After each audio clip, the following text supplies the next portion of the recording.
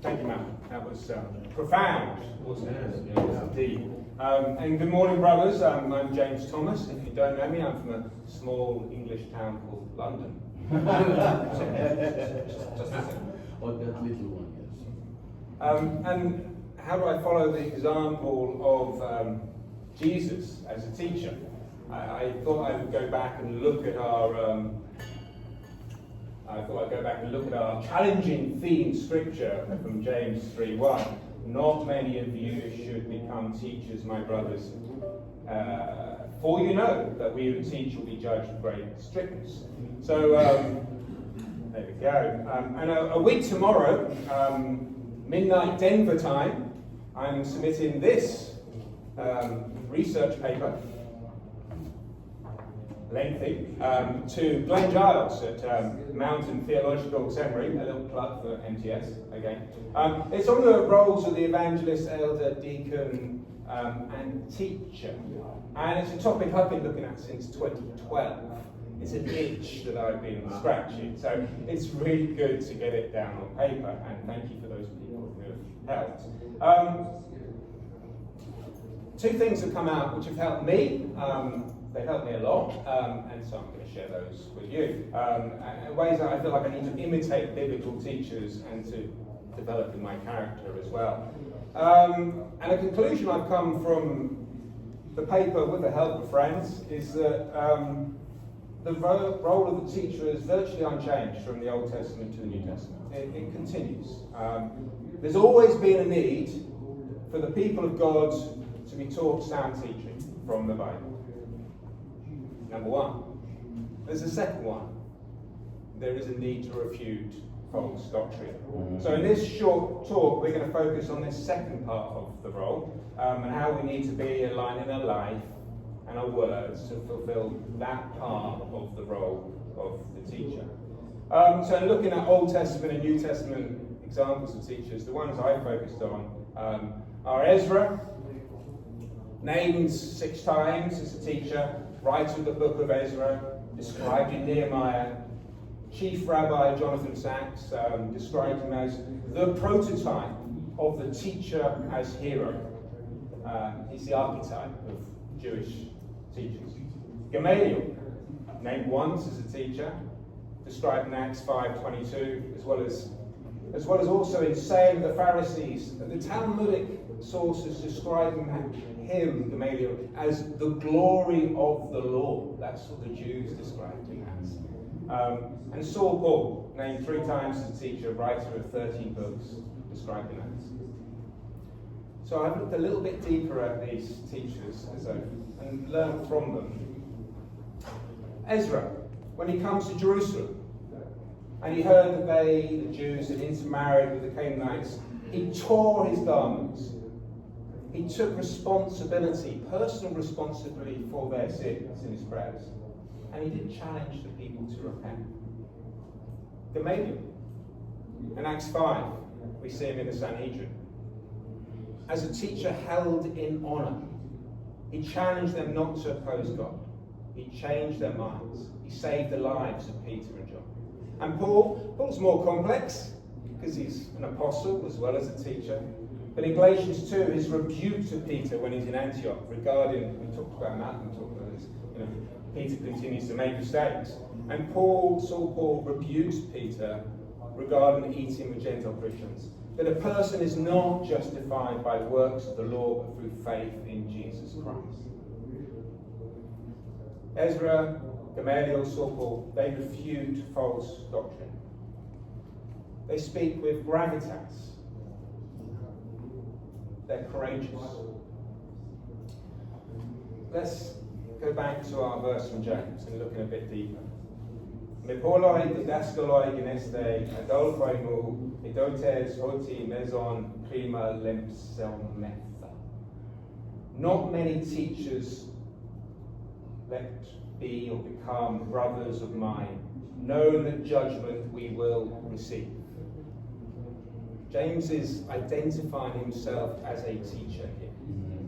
He's never named an apostle, an evangelist, an elder, a deacon, a prophet, or anything else. He could be no sense. But he does describe himself as a teacher. And he teaches us through the book of James, and I believe we see in Acts 15 in particular his actions as a teacher. And as such, he, like Ezra, Gamaliel, and Saul, provide us, those who aspire to be teachers, who are teachers, for all of us, as great example, challenging examples to imitate. You know, it's a similar way that the actions and writing to Timothy, Titus, and Philip provide a primary source for evangelists to imitate. James, in Acts 15, the Council of Jerusalem.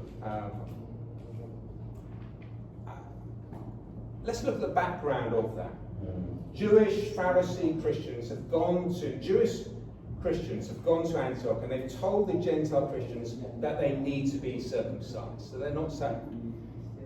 And I want us to look at that well-known scene as an example of James acting as a teacher and what we can learn from that.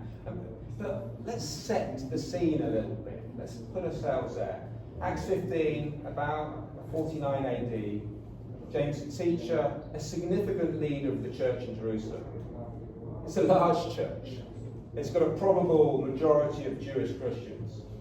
It's got a large number of Jewish Pharisee Christians, which is complicated.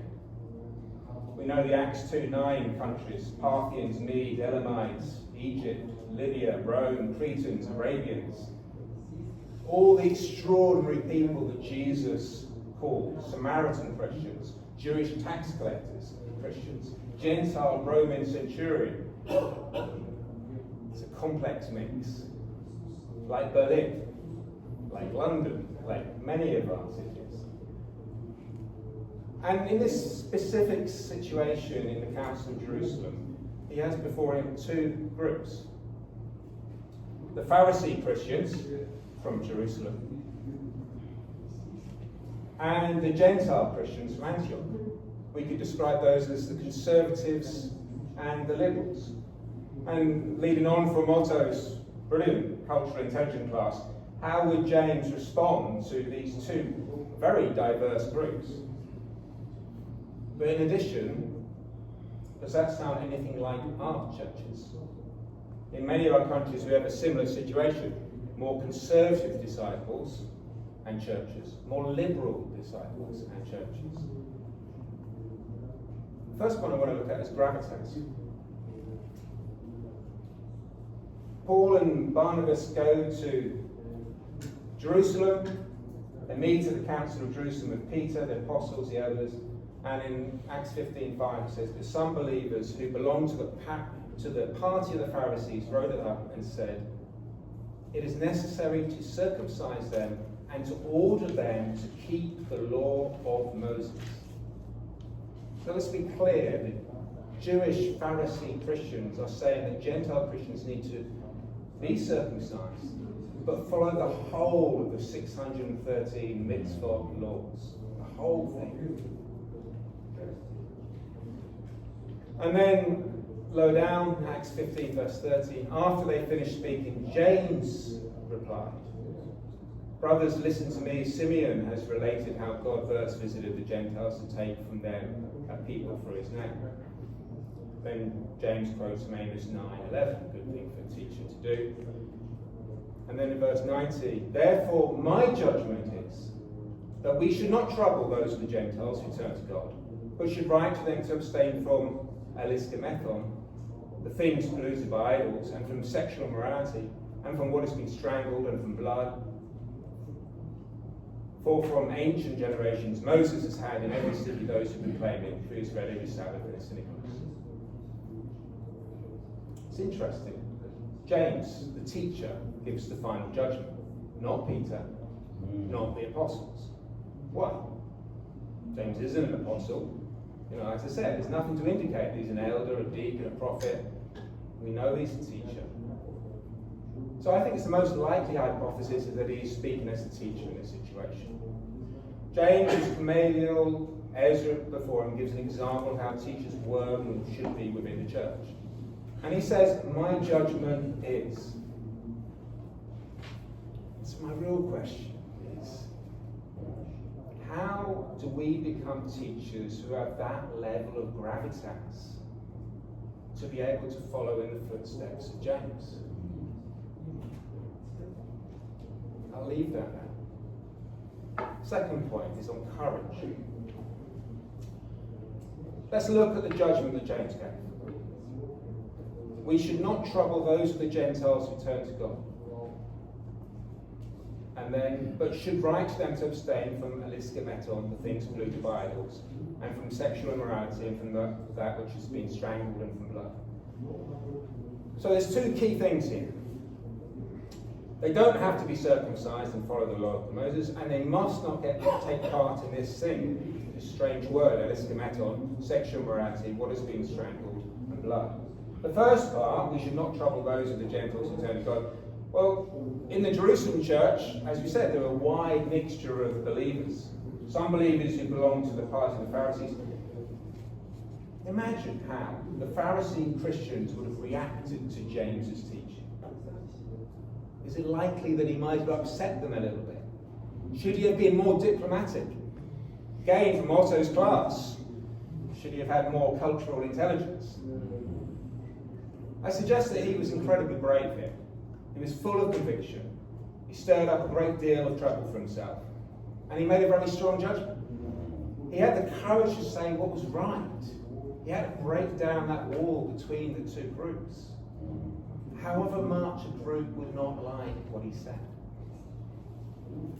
The second part is a more complex judgment, and it confused me for many years, and maybe I've got it right now, I don't know.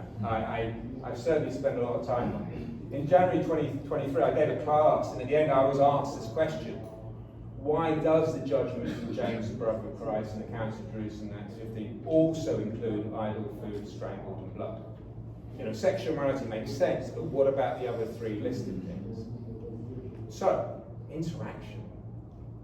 What does Shakespeare and Peter, Paul, and James have in common? This is really open to you. Anyone? Beards. Well done. I'll give you a chocolate. Anyone else? Yes. They were righteous. They were writers. Excellent. Two great points. I'll put a third point, which isn't. They both invented words. So Shakespeare believed to have invented or the first to record 1,700 words. Other invented words. Paul, charisma in 1 Corinthians 1 verse 7, or the first use of the word. Evangelistes in Ephesians 4:11. Again by Paul. Peter's use of empamone, for mockery, in 2 Peter 3. Paraphronia, madness, in 2 Peter 2:16. First recorded use of the words with a note out at the bottom of the line about evangelistes. Not just in the New Testament, but anywhere that invented words. And the question, did James invent the word aliskemeton here? Aliskemeton, meat sacrificed. What I've done is I've included in the speaker notes a really detailed explanation, and I'm just going to skim through this at the moment, but do come, and I'm happy to talk about it more. Aliskemeton, meat. This is the first clearly recorded time the word is used in the New Testament, or outside. Importantly, it's not hierophuton, which we hear elsewhere in the New Testament, which is meat from a sacrifice bought in the market afterwards, after it's been sacrificed. This is a different word.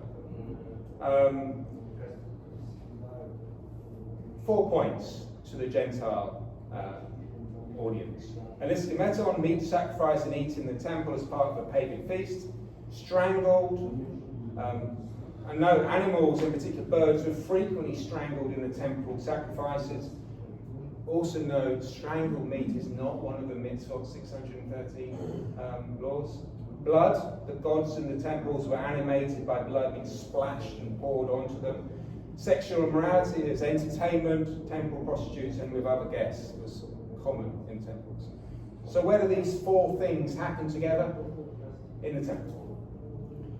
I suggest that James is telling the Gentile Christians, you don't have to follow the law of Moses. You don't have to follow the Old Covenant. But you do have to follow the new covenant. And specifically, you can't go to temple sacrifices. You know, when you're invited by a dignitary, a politician, an important businessman to a celebration in the temple, you can't go. No matter how bad your non-attendance would be for you personally, you can't do that. Christians don't do that. So, James gives his judgment. To the conservative Pharisee Christians, James says, you're wrong. Gentile Christians don't need to be circumcised or follow the law of Moses to be saved. To the liberals, the Gentile Christians from Antioch, James says, you can't be going to a temple celebration, no matter how bad that is for you personally. James is even-handed. He provides a judgment that's pretty tough for both sides. And I like to consider James's judgment. It's strong, it's direct, he doesn't pull any punches. He's going to upset people with his judgment. And yet he does it anyway. Some history about the teacher role, which I've been looking at. In the 3rd century, teachers in general became catechists. You know, their main role was preparing people for baptism. In the 16th century, under the restoration of the teacher from Calvin, teachers became professors, helped training priests. Both roles provide one really important part of a teacher's role, providing sound biblical teaching. And I don't want to minimize that. But in the Old Testament and the New Testament, the work of teachers includes two things. Providing good biblical teaching, which is generally not controversial, and refuting false doctrine, which often is controversial. Not many of you should become teachers, my brothers, for you know that we who teach will be judged with greater strictness. That second line, refuting false doctrine, we will be judged more strictly, it comes with the territory. You know, when you sign up to pursue being a teacher, it comes with the territory. Surely a great deal of people would have judged James more strictly after what he did in the Council of Jerusalem. And I'd say, you know, in the last year, when I've been looking and studying out James as a teacher, I've also encountered easily the most challenging year since I devoted myself to training and following. And I honestly, I don't think, if I didn't have the example of James, I don't think I'd have made it through it. You know, it's been really helpful for me to get through what I've gone through. And some examples of that, there's a sister who has came and asked me about whether it was fine to marry someone who was an atheist. That was a very long conversation. I ended up writing a very lengthy paper and going back and forth with her. And the paper, you know, I went and spoke to a lot of people across our cultural divide, from conservative to liberal. Actually, everyone agrees, you know. The Bible says clearly in the Old Testament and New Testament that as one of the people of God, to marry someone who is not acceptable to God. It's a very hard communication. An old retired leader was teaching something on quite poor theology. I spent a great deal of time going through with him, back and forth. That was tough. The young person was baptized, coming from a Pentecostal background, which is where I come from as well. And she spoke in tongues, as I used to, and believed in sign miracles. But she was also teaching that as well in the church. So we spent a good deal of time talking about that. The UAT proposal, you know, raising up a UK-wide teaching issue of Malcolm and Paul and Sam and Bowden. That was a good deal of time as well. A very long time ago, in my professional work as an architect, I was challenged by the person who taught me the most in that. The thing I needed to change the most was I needed to grow in gravitas. I looked at this. It's really time for me to grow in that. You know, I've been dodging his challenge for a long time, and it's I need to grow. Help me with it. I've always considered myself courageous. Looking at this again, I've realised that there's an area for me to grow in that as well.